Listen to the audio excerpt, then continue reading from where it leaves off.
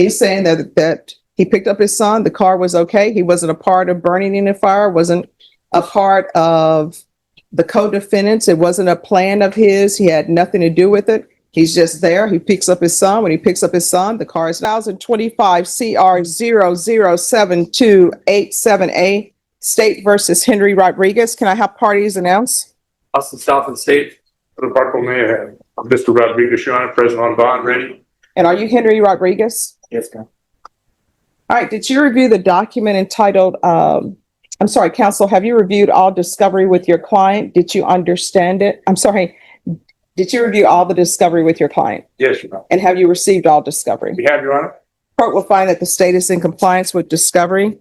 Mr. Rodriguez, did you review the application for deferred adjudication with your attorney? Did you understand it and sign it? Yes, ma'am. This is where things quietly get serious. Deferred adjudication looks generous on paper, but it comes with strings that can permanently reshape someone's life. Giving up an entire career, especially a licensed profession, is not routine, and it signals that the state believes this crime goes beyond a simple mistake. Do you think losing your livelihood is a fair trade to stay out of prison? Did you review the true bill of indictment with your attorney? Did you understand it? Yes. Counsel, are you proceeding on the indictment as presented? We're proceeding on the last paragraph, Your Honor, and waiving the remaining paragraphs. Any objection to the waivers? No objection, Your Honor. And any objection to the waiver of the reading of the indictment? None, Your Honor. All right. Did you review the court admonishments with your attorney? Did you understand it and sign it in all the appropriate places? Yes, Your Honor. All right. You're going to have to answer yes or no. Yes, Your Honor. All right. You're charged with the offense of arson as a second-degree felony. Range of punishment is anywhere from 2 to 20 years in prison and up to a $10,000 fine. If you have a plea with the state, the court does not have to follow your plea. If for any reason the court does not follow your plea and gives you more than you bargained for, the fact that you entered a plea will not be used against you, and you will be allowed to withdraw your plea. Did you understand? Yes, ma'am. You have a right to jury trial, a right for you or your attorney to cross-examine and confront any witnesses. The state will call in the right to remain silent. By entering this plea, you're giving up those rights. Did you intend to give up those rights and enter into a plea in this case? Yes, ma'am. Did you understand if the court were to grant your application for deferred adjudication, if for any reason your deferred adjudication were revoked, the court could find you guilty and sentence you up to 20 years in the prison and up to a $10,000 fine? Did you understand? Yes, ma'am. Counsel, has your client been able to provide you with any defenses? He has, Your Honor. Do you believe he has a rational as well as a factual understanding of the charges against him? Yes. I believe he does, Your Honor. Do you believe he's currently competent and was legally sane at the time of the offense? I believe he is being was, Your Honor. Mr. Rodriguez, has anyone threatened you, coerced you, or placed you in fear to get you to enter this plea? No, ma'am. Anyone promised you anything other than the plea? No, ma'am. Are you satisfied with the way you've been represented? Most definitely. Yes, ma'am. Yes, If you're not a U.S. citizen, by entering into this plea, you will be deported, not allowed re-entry, and denied naturalization. Did you understand? yes, ma'am. Court will find that defendant has knowingly and voluntarily waived his right to jury trial. Did you review the plea bargain page with your attorney? Did you understand it? Yes, ma'am.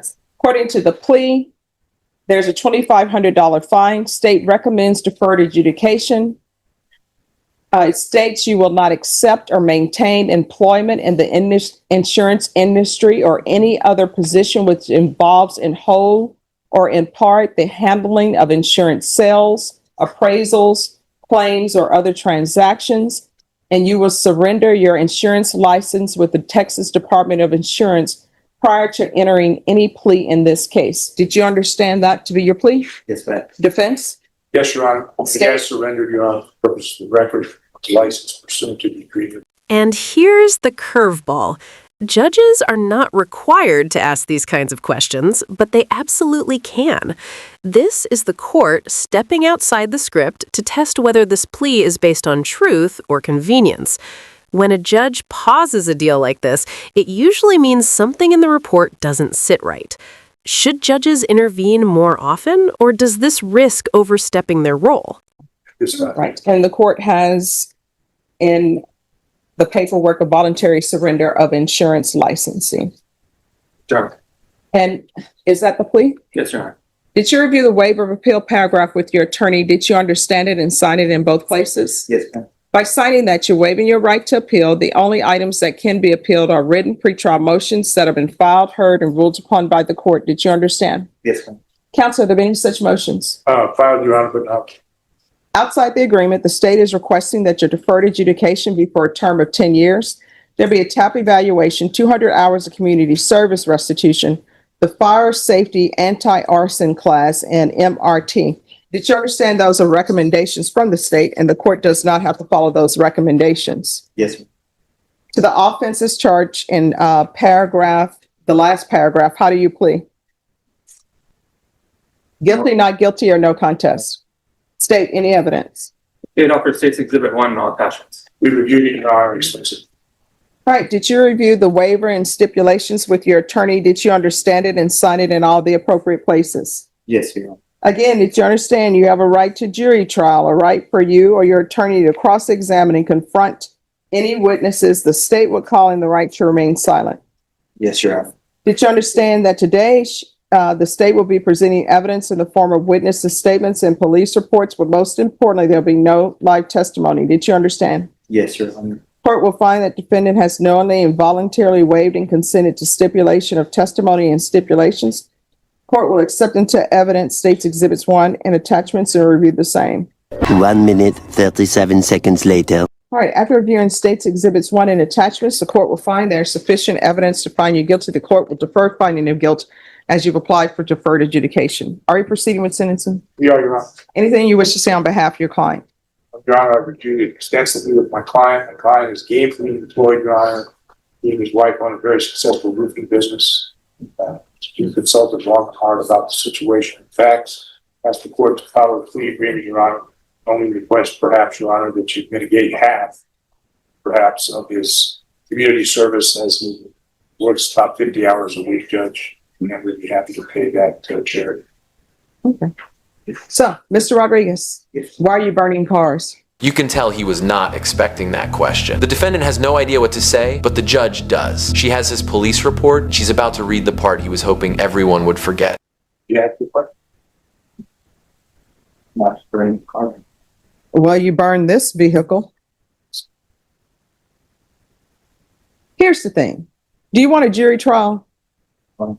All right. So what I'm reading in this is you are part of this plan, I'm assuming, to defraud the insurance company, which means that when a vehicle is burned, for some reason, the insurance company then raises everybody else's rates, not just yours, everybody's. So according to this, you are part of this. And then when they interviewed you, what do? You blame it on your son. There's 4 parties in the case, all charged separately. The wife charged now as well, Your Honor, for fraud. The son is before the court and with other counsel. Yeah. So, I mean, the facts in this case involve parties. Participation, intention, and what happened, Your Honor, are still somewhat included. But in this particular case, Well, no, I mean, according to this, they say they interviewed him. At the conclusion of the interview, Henry V. Rodriguez, that's you, claims that the idea to set the car on fire was your son's.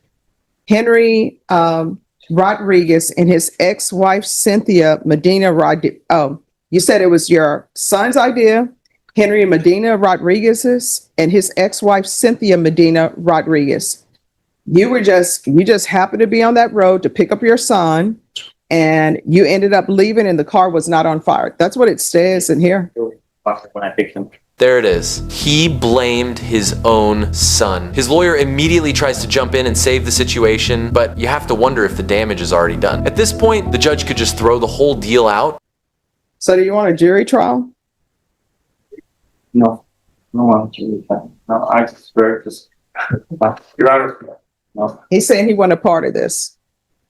but and He's saying that he picked up his son, the car was okay. He wasn't a part of burning in the fire, wasn't a part of the co-defendants. It wasn't a plan of his. He had nothing to do with it. He's just there. He picks up his son. When he picks up his son, the car is not on fire and he leaves. Well, as your Honor referenced, State Exhibit 1, I mean, he stipulated that that's true and correct. And so that's the state's position as well.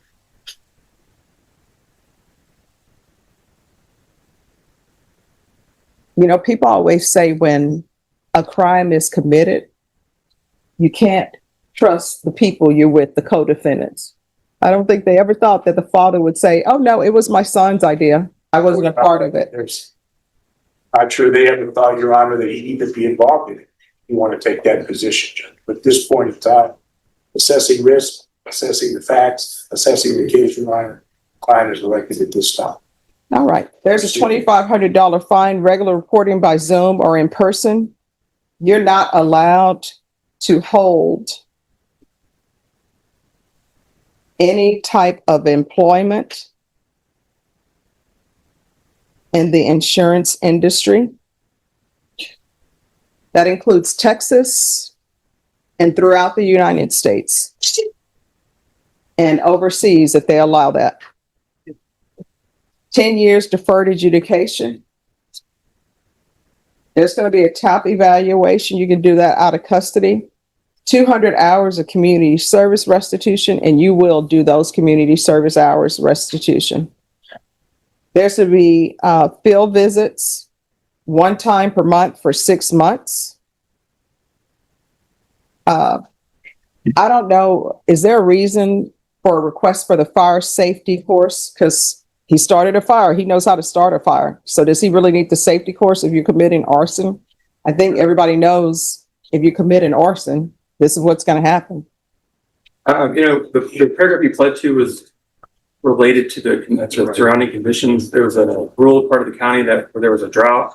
And I think part of that class teaches them about some of those dangers. Maybe he's not aware of, I'm not sure, but it's totally up to the court. So I put it under the line.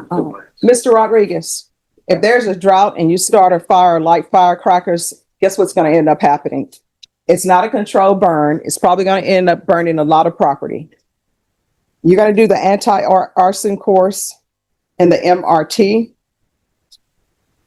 Probation, is there anything else? You may. Yes. Submit employment.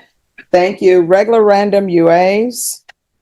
Proof of employment within 30 days. No employment as a home health care provider or with minors.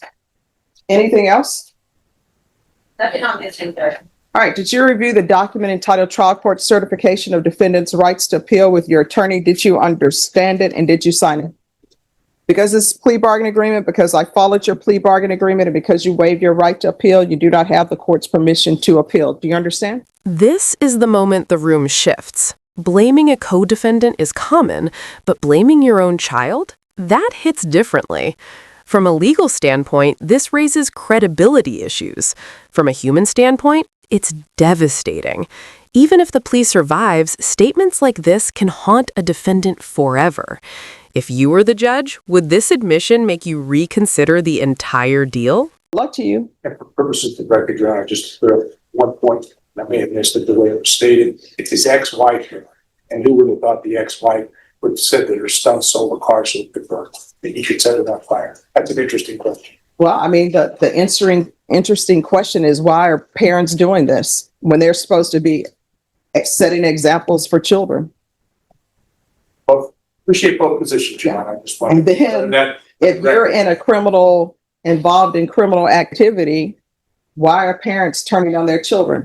We don't know the answers to these questions, but one day we will figure it out. Thank you, Your Honor. Thank you.